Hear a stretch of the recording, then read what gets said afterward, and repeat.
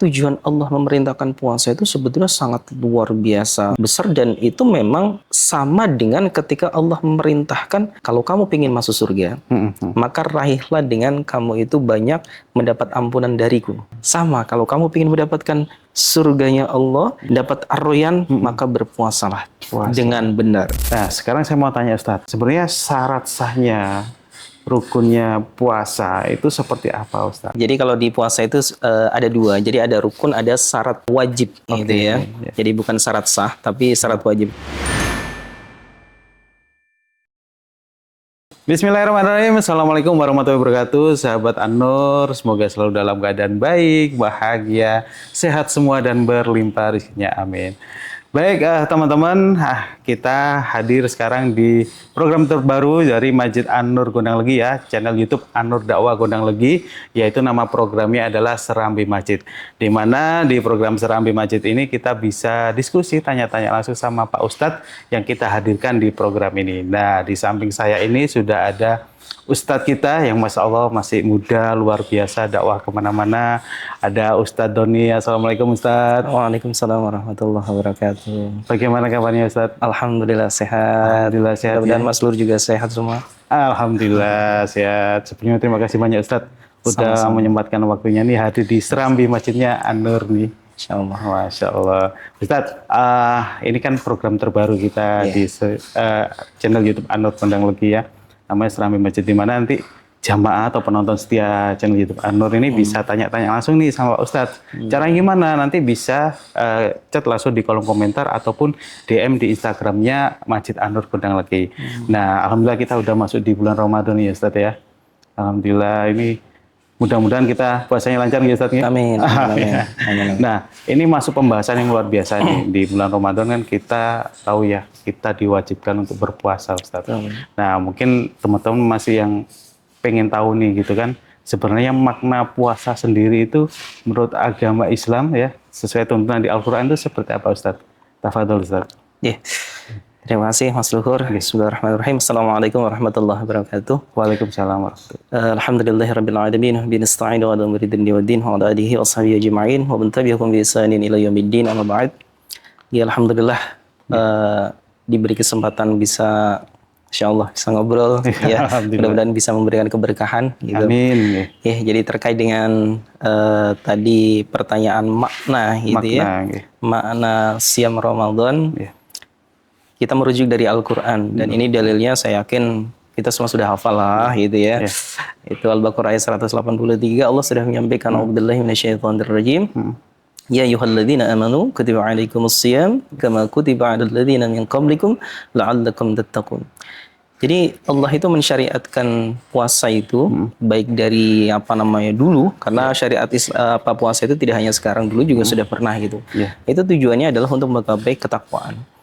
Nah, jadi takwa di sini itu kalau kita mau memaknai itu sangat luar biasa, sangat luas. Nah, ketika kita memahami bahwa puasa itu secara mudahnya lah, itu kan yang kita sering pahami itu, apakah hanya cukup kita tidak makan, tidak minum, tidak berhubungan badan? Nah, ternyata tidak. Karena ending dari la'allakum tattaqun itu ada konsekuensi yang cukup besar. Tattaqun itu, takwa itu kan adalah sesuatu yang timbul ada di dalam hati. Maka tidak hanya sekedar cukup kita tidak makan, tidak minum, ataupun tidak berhubungan badan. Artinya makna secara substansi itu adalah bagaimana puasa itu yang artinya adalah imsakun atau menahan. Itu menahan dari hal-hal yang memang itu di samping membatalkan puasa, kemudian hal-hal yang memang itu dilarang oleh Allah. Jadi anggota tubuh kita itu disuruh semua berpuasa. Contoh gitu ya, mata kita itu juga ikut berpuasa, artinya tidak boleh melihat hal yang memang diharamkan. Gitu ya, misal puasa-puasa melihat, ya mohon maaf gitu ya, itu medsos yang nggak benar gitu. Nah, itu beri tandanya dia belum bisa berpuasa. Kemudian lisan, dia berpuasa, tapi lisannya tidak bisa dijaga, dia masih menghibah orang, masih memaki orang gitu. Padahal Rasulullah sendiri sudah pernah mengingatkan, Allah itu tidak butuh pada orang-orang yang ketika dia berpuasa tetapi tidak bisa menjaga lisannya. Artinya di sini berarti puasanya tidak diterima sama Allah. Nah, termasuk tangan kita, kaki kita, semua anggota tubuh kita itu ikut berpuasa. Nah, maka bisa diambil kesimpulan bahwa makna yang terkandung di dalam puasa itu tidak hanya sekedar cukup kita tidak makan, tidak minum, tidak berhubungan suami istri, tidak. Tetapi bagaimana seluruh anggota tubuh kita itu betul-betul berpuasa dari hal-hal yang bermaksiat kepada Allah menuju ketaatan kepada Allah. Maka implikasinya menjadi hamba yang bertakwa. Intinya gitu seperti jadi itu. maknanya itu luas ya. Jadi nggak hanya sekedar urusan perut ya, nahan lapar gitu ya, Ustaz. Ya, Masya Allah. Nah, sekarang saya mau tanya nih, Ustaz. Ya. Sebenarnya tujuannya Allah tuh apa sih? Kok mewajibkan kita untuk berpuasa di bulan Ramadan gitu, Ustaz? Ya, jadi sesuai dengan tadi dalil yang di Al-Baqarah 183, tujuan Allah mensyariatkan puasa itu di samping memang apa ya, di situ. Dan itu kenapa terjadi di bulan Ramadan? Ya kan? Nah, ini ada agak nyambung juga. Jadi puasa itu kan tidak hanya sekedar bulan Ramadan dong, gitu kan? Puasa yang lain juga ada, puasa Senin Kamis, puasa Daud, gitu. Kenapa begitu istimewa? Karena memang di sini adalah Ramadan itu ada sebagai Sayyidus Syuhur atau tuannya bulan yang memang luar biasa, terbaik daripada bulan-bulan yang lain. Nah, di bulan Ramadan ini kalau kita mau mengkaji itu banyak sekali kemuliaan-kemuliaannya. Nah, Allah itu kenapa kok mewajibkan berpuasa? Gitu. Berpuasa itu kan pada dasarnya itu tadi yang saya sampaikan, kita menahan sesuatu yang memang betul-betul tidak bermaksiat kepada Allah, tujuannya untuk menggapai ketakwaan. Ini kan sebuah apa ya? Kasih sayangnya Allah kepada kita, bahwa ada loh reward yang luar biasa besar yang Allah sudah sediakan ketika kamu itu menjadi orang yang bertakwa, gitu. Jadi kayak seperti ini, Mas Luhur, misal bekerja di sebuah perusahaan nih, pengen nggak jadi direktur, tapi ada syaratnya loh yo, harus ini, harus ini, harus ditempuh. Nah, sekaligus untuk menguji, makanya kenapa Ramadan itu termasuk bulan ujian, karena memang hasil yang akan didapatkan dari bulan Ramadan itu Masya Allah luar biasa besar. Bahkan dalam satu hadis Rasulullah pernah menyampaikan, Inna fil jannati, ya kan, baba yuqalu ar-rayyan yadkhulu minhu as-shaimun yaumal qiyamah. Ada satu pintu. Jadi surga itu ada 8 pintu, Mas Luhur. Gitu. Nah, satu pintu disebut Ar-Royan. Nah, Ar-Royan ini itu pintu yang hanya dikhususkan untuk orang-orang yang berpuasa. Oh, Masya Allah. Gitu. Yang lain nggak boleh. Gitu. Khusus orang yang berpuasa nih ya. Nah, kayak contoh misal, ini khusus nih, posisi ini untuk direktur gitu. Kalau memenuhi standar kualifikasi kan gitu. Nah, sama dengan ketika kita kepingin menjadi orang yang akan masuk kepada pintu Ar-Rayyan, maka jadilah dia yang melaksanakan puasa dengan benar. Dan implikasi dari puasa itu menjadi pribadi yang bertakwa. Nah, karena ketakwaan itu adalah tingkat kesolehan yang tertinggi di sisi Allah Subhanahu wa taala. Jadi sejatinya tujuan Allah memerintahkan puasa itu sebenarnya demi kebaikan kita juga. Gitu. Kalau kita berbicara konteks puasa itu dilihat dari sisi apapun, dari kesehatan, sehat luar biasa. Ya kan? Kemudian ketika kita dari sisi sosial, kita jadi paham bagaimana rasanya kita lapar, kepedulian sosialnya, gitu kan. Nah, kemudian banyak hal ketika kita berpuasa. Artinya di sini tujuan Allah memerintahkan puasa itu sebetulnya sangat luar biasa, besar, dan itu memang sama dengan ketika Allah memerintahkan, kalau kamu ingin masuk surga, maka raihlah dengan kamu itu banyak mendapat ampunan dariku. Nah, itu seperti dalam Al-Quran, Quran Surat Ali Imran ayat 133, Allah sampaikan begini, Mas. Wasari'u ila magfiratin min rabbikum wa jannah.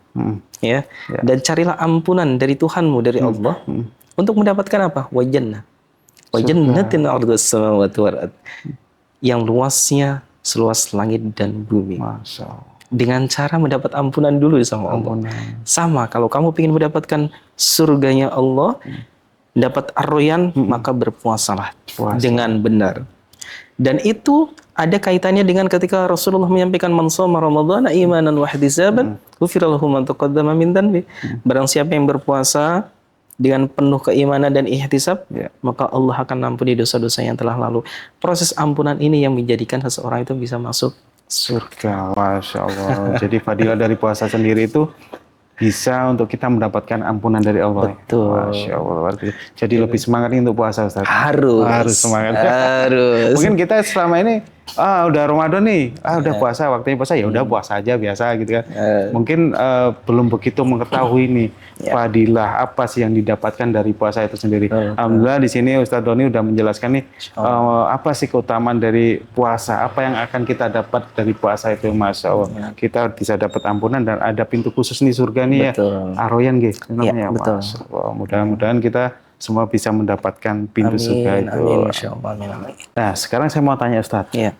Kenapa sih kok puasa di bulan Ramadan itu jadi sangat istimewa dibandingkan bulan-bulan lainnya? Bulan-bulan lainnya kan kita biasa juga ada puasa-puasa sunnah ya. Nah, kenapa sih di Ramadan ini kok istimewa gitu Ustaz? Ya. Baik, ini pertanyaan luar biasa. Ramadan itu sudah bulan yang sangat istimewa. Maka apapun yang dilaksanakan di bulan Ramadan pasti sesuatu yang istimewa. Apa istimewanya? Banyak. Ya.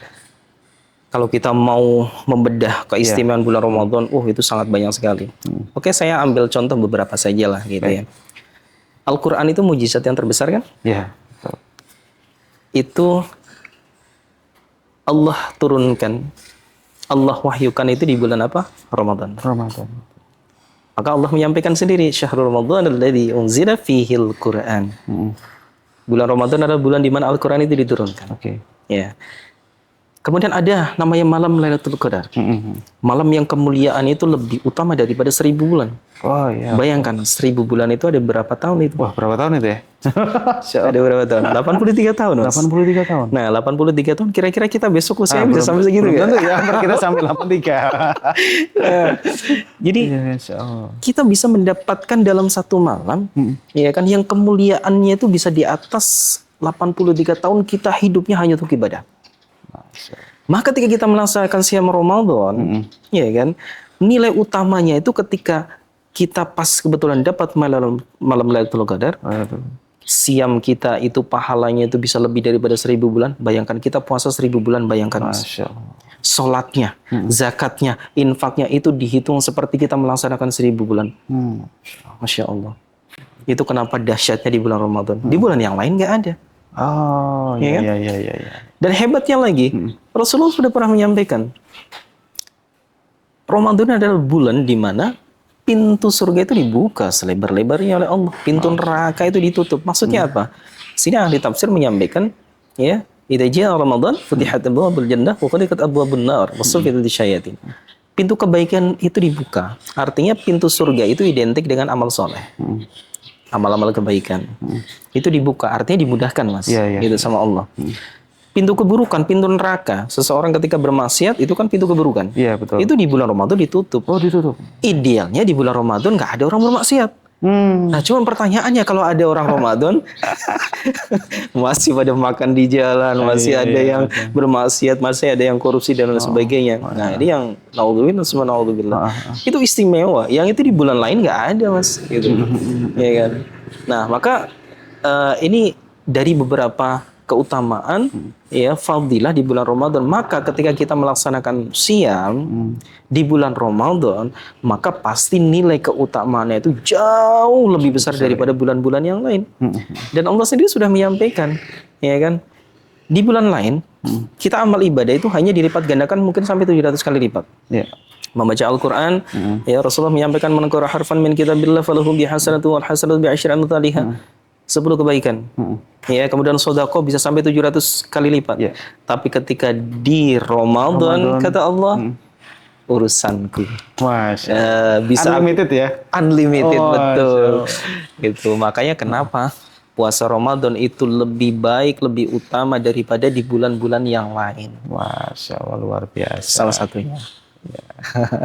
Nah, Ustadz, sekarang kita udah tahu ya makna terus fadilahnya dari puasa sendiri, Mas. Jadi semangat nih kita gas puasa sampai full ya 1 bulan gitu. Nah, sebelum itu, Ustadz, kita udah tahu nih motivasinya mau ngapain nih gitu ya di bulan Ramadan itu puasanya seperti apa. Nah, saya mau nanya, sebenarnya syarat sahnya rukunnya puasa itu seperti apa, Ustadz? Baik, ya. Biar nggak salah nih nanti main gas aja ternyata nggak sah nih puasanya gitu. Iya, jadi kalau di puasa itu ada 2. Jadi ada rukun, ada syarat wajib. Gitu ya. Jadi bukan syarat sah, tapi syarat wajib. Kalau syarat sah itu seperti wudhu, itu. Karena kan kalau puasa itu kan bukan semacam gerakan yang memang atau mungkin terkait dengan kesucian gitu ya. Jadi kalau puasa itu yang pertama rukun. Rukun itu hanya 2 saja. Yang pertama niat. Nah ini yang penting. Orang berpuasa Ramadan itu harus niat. Nggak boleh ujuk-ujuk saya ikut puasa tapi ditanya. Udah niat belum? Belum. Nah, beda dengan puasa sunnah, Mas. Kalau puasa sunnah, Rasulullah itu sering sekali. Misal ketika pas waktu pagi, dia waktu subuh itu nggak ada niatan untuk berpuasa. Tapi ketika pas waktu subuh, dia belum makan apapun, kemudian tidak ada makanan, maka dia niatkan untuk puasa sunnah. Gitu itu boleh. Tapi kalau puasa wajib, puasa Ramadan, maka sebelum masuk waktu subuh, itu harus berniat bahwa saya besoknya akan puasa Ramadan. Makanya biasanya itu kalau di masjid-masjid, itu terakhir itu ada doa untuk niat untuk puasa. Itu yang pertama, niat itu harus. Kemudian yang kedua adalah imsakun gitu ya. Jadi imsakun itu di sini menahan dari sesuatu hal yang memang membatalkan seperti makan, minum, ya tidak berhubungan badan gitu. Nah, itu rukun. Jadi rukun cuma ada 2. Nah, kemudian ada syarat wajibnya. Nah, syarat wajib itu yang pertama Islam, harus Islam. Ya kan itu syarat itu. Ya kan walaupun KTP kalau mengaku sebagai muslim ya harus puasa gitu. Islam gitu. Kemudian yang kedua adalah baligh. Jadi baligh itu kalau untuk laki usia 15 tahun, ya kan kalau atau bisa belum mencapai itu tapi sudah pernah bermimpi basah gitu.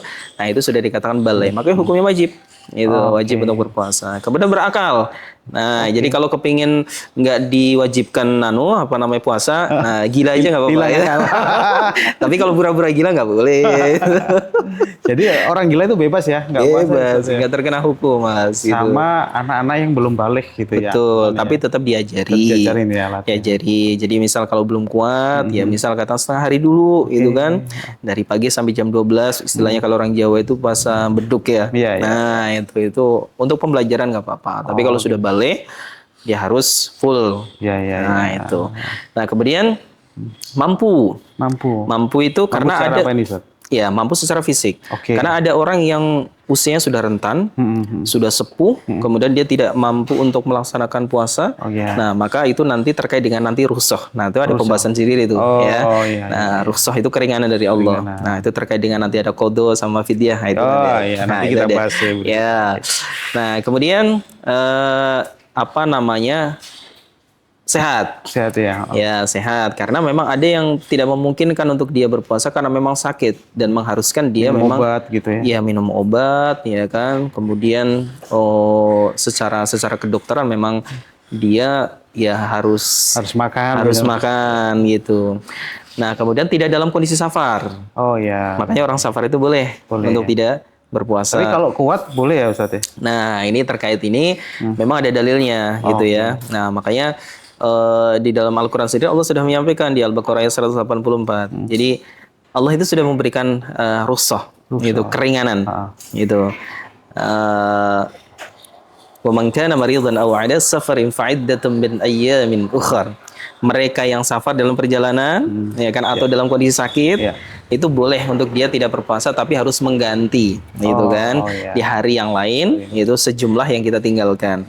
Tapi ya kan Allah juga menyampaikan itu kalau misal kita mampu lebih baik gitu kemudian dia merasa memang itu lebih utama kata Allah itu istilahnya lebih afdol. Jadi kalau misalnya kita safar kemudian merasa memang kita itu mampu karena kan safar sekarang itu kan naik pesawat ya nyaman. Ya kan kalau dulu zamannya Rasulullah kan pakai onta, pakai kuda kan capek luar biasa. Jadi kalau sekarang dirasa nggak membebankan, kemudian nggak menyebabkan kita haus, kemudian kita nggak merasa beban, ya Ahsan mungkin lebih baik berpuasa.